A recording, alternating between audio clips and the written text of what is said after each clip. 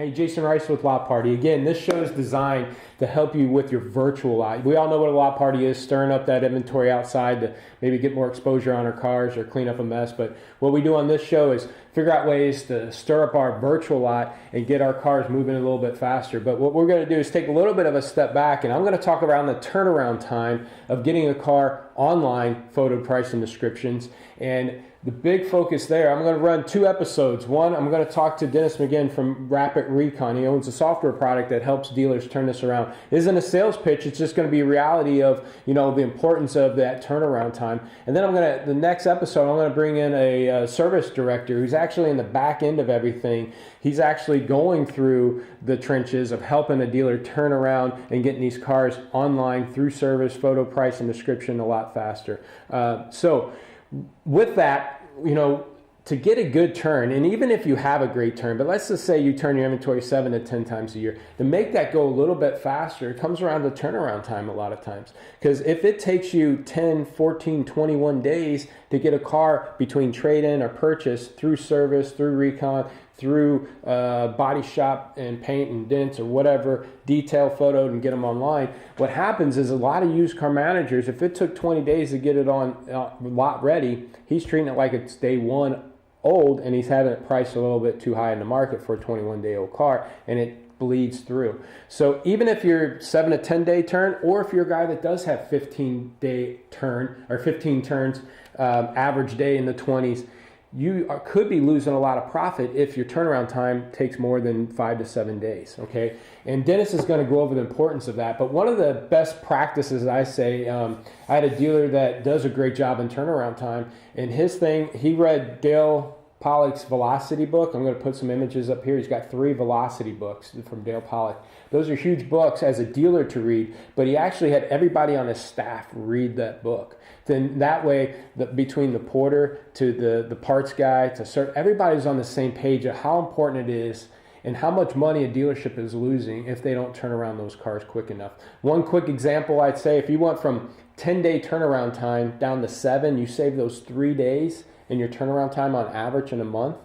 If you times that by 12 months in a year, that's 36 extra days. Your cars are faster online. That's almost an extra month. You, instead of having a 12-month selling season, you actually almost basically would have 12 or 13 selling months. So if you sell 100 cars a month, that's almost an extra 100 cars in a year. And at whatever, 15, 18, $2,000 a copy, or plus back end, you're running over $2,000 plus. That's a lot of money. So by just cutting 3 days off your turnaround time can make a dealership hugely profitable. Doesn't matter if you're a 7 turn or a 15 turn. So without further ado, I'm going to go right into this interview with Dennis right after this. Thanks.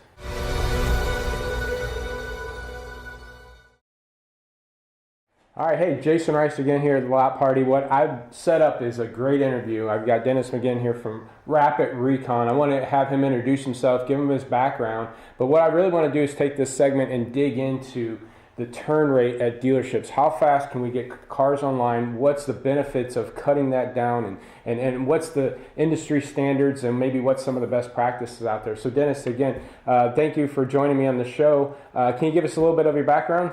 Sure. When did you start in the car business? Actually, way back when I was running some of the divisions at Hewlett-Packard. I'm a technology guy. I got into the auto industry really working with the manufacturers. I had a division that built the Ford Service Bay Diagnostic System, which was the first really integrated way that Ford could tap right into the cars online using HP's instrumentation and see what early failures were going on and so on. So I worked with both GM and Ford, and Fiat, Ferrari, a lot of those guys back about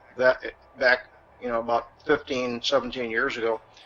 But I left HP in 1990 and started to run to some other companies and started some companies. But in the early 2000, about 2002 or 3, I had a dealer group approach me just because of my background, and they knew I knew at least the OEM side, and they asked me to help them develop some solutions for their retail operations. So that's kind of how I got into this, and And then in 2010, I started this company, Rapid Recon, to focus on just the time to market reconditioning issues that seem to be everywhere, and not being addressed by anybody except by people with spreadsheets, which really doesn't really work. I mean, the issue is accountability, and nobody wants to be accountable to somebody else's spreadsheet. So that's kind of the main hole in this whole thing. I also had some earlier experience. I had a company that I had built some electromechanical devices for locating cars and using RFID.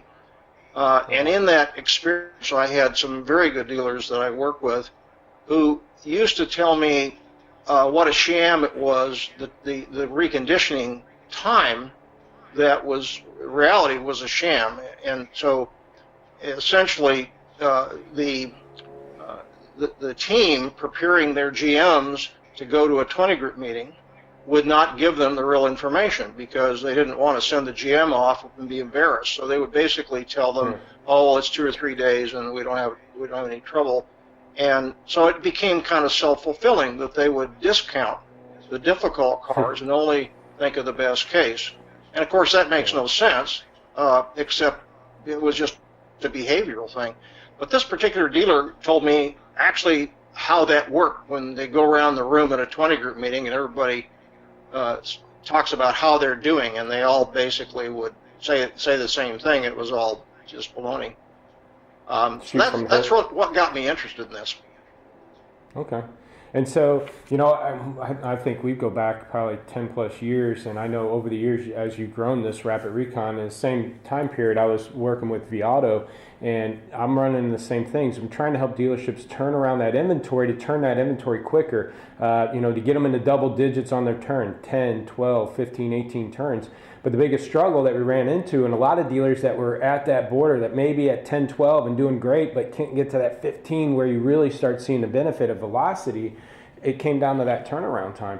And so, more and more, the realistic number, I would guess, and I want you to educate us on that, is probably more around that 10 to 14 days. Is that what you're finding out there? Is that the average? It's they don't really know, and I guess I have the advantage of seeing real numbers, because as more dealers step out in front and say, wow, this is really a problem. I really had no idea how much gross I was throwing away in not being at 4 days, which is everybody's goal. They all want to be at 4 days or less. And for the most part, I've never seen anybody below 10 to start with. So, and some of them come, and even more so now, and they're being realistic, and they're saying, I'm at 16 or 20. They know it's terrible, and they're trying to figure out how to fix the problem. So, and we've even gone beyond this fixing the problem bit, because the real approach we take now is to make sure that their agenda is to have it as part of their culture, time to market as part of their culture. So it has to involve the GM and the DP, because it makes no sense to waste time and money on either parties to just kind of figure out it's in the body shop and then say we've solved our problem, because that never happens. It's always a changing playing field out there. The problems that you had last week and last month are going to be different going forward.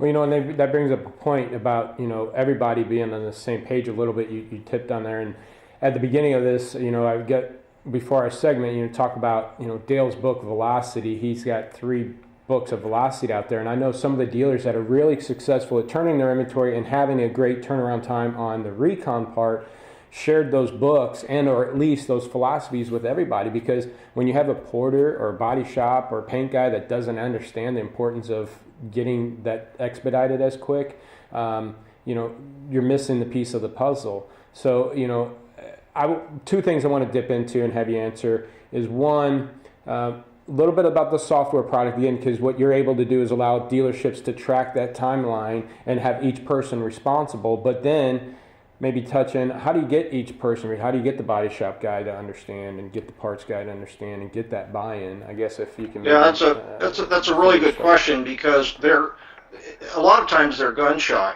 because they've tried so many times with so many different spreadsheets or somebody else's whiteboard and all that, and they've never trusted it. So they're a bit skeptical, and in terms of how they're going to control what's being seen as their performance through a system. Mm-hmm. So it's been a bit of a challenge, especially when you have people in the early stages of when I started the company that are not, they're kind of anti-technology. They're not sure. They're not embracing smartphones so much, but that has all changed. I mean, even the detailers now have smartphones. Everybody knows how to bookmark things on their phone and so on. So we've taken this thing to the point of everybody that's doing the work needs to be able to say, I'm done with my part. And that's a lot of mobile. It's setting it up right the first time. And you can kind of envision a room full of people all saying, well, I understand that we've got a couple of $100,000 at least that we're losing in gross between where we are and where we need to be. So the financial motivation's there. But then we step into the ring and show the people there in real time how they can be accountable for their own steps. So in our world now, every step has an owner, and a lot of them have backups as well. So for instance, the used car manager approval is a really critical one. And not every car needs to be approved because it may be under the threshold, but most of them do. And they need to be able to approve things right down to the item level. They need to be able to do that at the desk without flipping a screen. They need to be able to do it from their phone. So that kind of gives you an idea of where this goes. Well, the same thing applies to even some of the stores have the text right in the system, and they're saying, I'm done, or I'm working on the car. So what that does is, when those people say, hey, I really like this, I really like my being able to control my own accountability, then everybody else falls in line because it's all chained together. If you're not doing your part, somebody else is looking bad. So, but you have to set that up right the first time, and it starts with the GM, starts with the DP, GM saying, we're going to make this part of the culture, and then we're able to, in the first hour, have everybody on their phones being in control of their steps, knowing what's going on, and being able to say, okay, my bucket's right, my step is true, I've got the right cars in there, and that's good. And that's what everybody wants. And the other part of this, it's all kind of behavioral based. So we make a big point about being able to stay on top of these things and stay ahead of it is less work and certainly less emotional energy going down than all the stuff before, which had finger pointing and I don't know, and everybody needs to know where all their cars are all the time and why. I mean, that's the you talked about behavioral, and I kind of laughed at it, the fact that a lot of it too, and not so much on the porter end and things like that, but a lot of it's going to be pay based. And sometimes, to me, the turnaround time all comes into the bottom line, the total gross of the dealership. So it's not gonna. Do we run into struggles of, hey, well, I'm not getting more money to work any harder or any faster. What's the benefit for me other than? And so sometimes behavioral at work, regardless of what position, between porter, salespeople, whatever, it's what is it for me. So I don't know if, and maybe we could touch on this or restructure pay plans or anything like that, but to kind of get into the numbers, one, let's talk about that, and then two, dig into maybe some of those behavioral pay plan adjustments. Maybe is one of the things I tell dealers, and again, tell me I'm wrong, I want you to give me more detail, but if anything, I tell them, man, if you can cut 3 days off of your turnaround time, if you're at 10 and we get you to 7, that's 3 days a month that you're getting your cars faster online. You times that by 12 months in a year, that's 36 days in a year quicker that you're getting your cars online. it's almost like an extra month of selling. Instead of 12 months of the year, you got 13 now. So if you average 100 cars a month, that's 100 more cars at the end of the year. At $2,000 a copy, here's your number. But again, that's bottom line stuff. And sometimes the people that are helping you get there might not benefit from those because it goes in the bottom line. So is there any pushback or adjustments that dealers have to make for that kind of stuff? Yeah, I mean, any issues? There are kind of several ways to come at this. If everybody's heard the efficiency pitch so many times that a lot of times they think you're just trying to get them to do more work for the same amount of money. Yeah. But across the country, a lot of people are being paid on our numbers because they really are. They're generated by the individuals doing the work, so it's kind of a full closed deal. And yeah, a lot of the dealers that have they started out at the 10 or 12 days, and they've said we really want to get down to 5 or 6 in the next step. They will adjust the pay plans for these people. So I have a lot of sharing of pay plans across the country between dealers, so that they put the cheese in the right place for the people. I think that's a great idea. I think it's fair. Sure. And so everybody would like to be at a quote best practices level, and we've been through so many hundreds of these that we've seen. There's so much evidence of how you get there and how you stay there. And so there's no real argument anymore about being able to kind of get to that level. We know how to do that. We know how to help the dealers do that. And the difference in money is huge. Every 2.5 days if you went to 10 days down to 7.5 days, for a typical dealer, that's another turn. I mean, that's another turn, and that's a lot of money. You Sure. put the gross on top of that and say another turn. My gosh, that's 100 cars times $1,800 or what. So that it's a really big deal. But when you smooth out these kinks in the communication process with people knowing what they own and where their stuff is, you really make them more efficient. You really do. But you have to show them. You have to show them that they need to be able to tell themselves, push their buttons on their phones and see things happen, and that. So it works. And I just set up a store here last week. I mean, we're setting new ones up almost every day now, and the GM, of course, wanted this to be part of the culture. That was what he wanted to do. This is a group we already had probably 6, 7, 8 systems in, and he was really enthusiastic, not very technical. He was a little nervous about the whole thing, how it was going to come together, but he designed his own system with his team. That's really important, that the steps are theirs. They own them. Design the steps, right, okay. from beginning to end. Yeah. And then we got everybody in the room, had everybody signed in with the mobile, had all the cars staged up to get ready go. I think they had 130 cars in the kind of get-go step. And they started moving the cars into place, into the steps they owned right then and there. And so by the time the meeting was over, it was an hour kind of thing, the cars were mostly in the right place. So everybody had the idea. Everybody said, okay, I see how this works. I can do my part. And I see that all this stuff depends on me doing my part so everybody else can do their part. And I think that's the critical factor is the GM saying, we want this to be in it. We want this to be part of the fabric of what we do.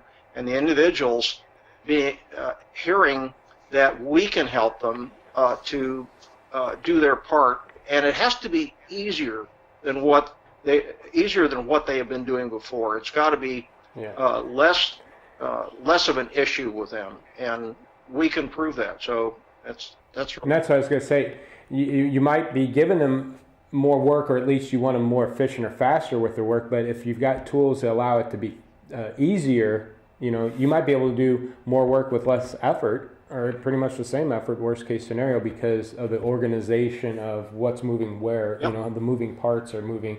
Yeah. You grease the gears to get them moving a lot quicker. Yeah, a big proof point of the operations that we've seen that have gone to doing things like getting all the photos up online before they even do the mechanical work on the car. I mean, they do an inspection, but then they get their digital lot up immediately, both initial and final pictures, bing, boom, and then they have a step where they dispatch the cars to the techs, and then underneath there are the 5 or 6 techs by name, and you can see each one of them has so many cars, and it moves all day around.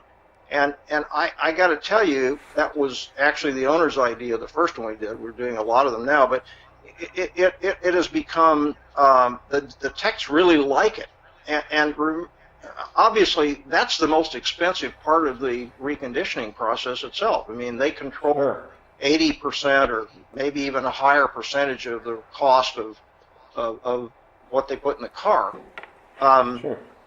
So the two things that are probably the most significant are, again, pushing the button pushing, I'm done with my part, or I'm working on it, right down to the people that are doing the work as far as possible. Some dealers are not quite ready for that. Some of them are. And then the approval process, so making sure that the approver is able to get right into the system without having to go anywhere or flip a screen or anything like that, so he's not holding any of these people up. All right, so we got a few minutes left here. So Dennis, give me an idea of, maybe that dealer is struggling a little bit off and on. It's been through 2 or 3 processes, maybe grinding it through with an Excel spreadsheet, thinks he's, 5 when he's really 10 or 12. What's that 1 or 2 tidbits of advice you can give that dealer to maybe get them to the next edge, other than, obviously signing up for your products or Rapid Recon, which would be, obviously easy, but what's some of those aha moments that you find when dealers, the light finally ticks on? Sure. If a dealer wants to figure out if this actually works, there are plenty of people they can talk to that have gone down that path in their brands, in their geographies, that can show them or tell them exactly how they got from 10 days to 4 days. And so, first thing you need to do is to say to yourself, hey, this really is a big deal. It's not something that I can just do the way I did it before and do it with a spreadsheet. That just doesn't work. There's no accountability, and most of the dealer or the general manager can't say, okay, we're going to go from 10 to 7 and be able to dial that in and have everybody on board with that, so they're all connected together. And with a system, a workflow kind of system, you can do that, and we can help make sure that it comes down that way. So that would be my advice, which is if you're not sure, ask to talk to people that have done it before, and figure out how it would fit into your operation. Now on your site, I know rapidrecon.com, I've been on there, and you have some kind of calculator there for them to kind of figure that out too, right? For if they need, hey, what's the bottom line on this? I know on your site, and there's an evaluation portion or something that they can go to. Is that right? What's that? I mean, the bottom line is that a typical dealer, at least we thought this, but I'm finding out something else now, that a typical dealer of 100 cars in inventory, used cars, has $250,000 in gross sitting in between where they are and where they want to be. Now that's kind of a minimal number. We use holding costs based on NCM 20's number that they use, that they've developed over the years with all the dealers that they work with, so it's got a lot of credibility. And so that's kind of a minimum, but we've done a couple recently where the dealers have already gone into that system and calculated their own. One was a store in Colorado that was $600,000. Another was a Toyota store. They dialed theirs in. It was over $800,000. So it is the motivation is there financially, and it all gets back to the GM. GM wants to be the best in class kind of GM with best in class numbers. You really have to go down this path, and again, it makes everybody's life easier. So it's not just piling on to make everybody do more work. That isn't the point. That's not going to work. It's got to be easier for everybody, and they have to say this. Hey, this really feels good, And Yeah. again, we've got lots of examples of where that's come down. Now, I would consider that the front end of running the operations of used cars, getting that turnaround down, and you're an expert at that. I deal with the back end of it. Okay, once we got a photo descriptions, let's get it online, where we need to price it, where we need to move it, and I work a lot with dealers there and getting them to double-digit numbers. But their growth, I can have a dealer have a 12, 15 turn, but their gross is still suffering because they just have an strict age policy, and they dump everything at day 45. Or day 60, start moving them by then. And but what they missed was those first 2 weeks because it took so long to get them online. So even though if a dealer does have a great turn and don't think it's an issue because they turn their inventory good and they're making decent gross, if they don't really know where this is, they're missing a lot of extra dollars in their inventory because this will always be where it's at. I mean, if I'm at a 60 and I'm always turning, I'm going to go through fluctuations in seasons and I might dip here and there. But if I'm always having this policy and procedure, how else do I get more profit margins? The only other way to do it then is expenses, your advertising, this and that, and or what they have more control of, and it's that front end, what you're talking about, that turnaround time. And that's just crucial. Well, so I appreciate your time. Go ahead. No, all that's very true. I mean, I have not run into. Some people ask me, well, if I'm a really small dealer, do I really need this? And we put this in dealerships that are stocking 40 or 50 cars, and in order to really control the ups and downs and the turns, as you say, you need this. Yeah. It's not really optional in the ability to control your future. So that's sure. I am both in mine and in your aspects. My front end of it, and your back end of it, or your front end of it doing the turnaround time, and I'm talking about the marketing stuff. I think the smaller dealer needs it more because one or two mistakes in that inventory and that turnaround time in our marketing can cost a whole month for a small Good dealer. Point. Yes, very true. Yeah. Well, Dennis, I appreciate your time. Again, this is one of those topics that I don't know how much in the industry, there's talks about it, but I don't think we really dig into it. So I love getting your perspective, digging into this. Now, guys, next week I'm going to interview a service director where he's actually doing the work, and we're going to go through those struggles and what does it actually take to accomplish it at the dealership level. So we're not just going to talk to a sales manager who puts pressure on his guys to get a turnaround time. We're actually going to talk to a service manager, the service director there, and what all it takes are these puzzles to put it together to get to that next level, because I think it's such a huge important topic. Dennis, again, thanks, and congratulations on your success with Rapid Recon, and we'll talk soon. Great, Jason. Thank you. I appreciate your asking me to spend a few minutes with this topic. It is, in fact, my favorite topic, so thank you for the opportunity. Cool. Hey, that was a great interview with Dennis. Thanks for watching LotParty Show. Next week, again, we're going to interview a service director that's actually in the trenches and get his intake of what it really takes to turn around that inventory a lot quicker.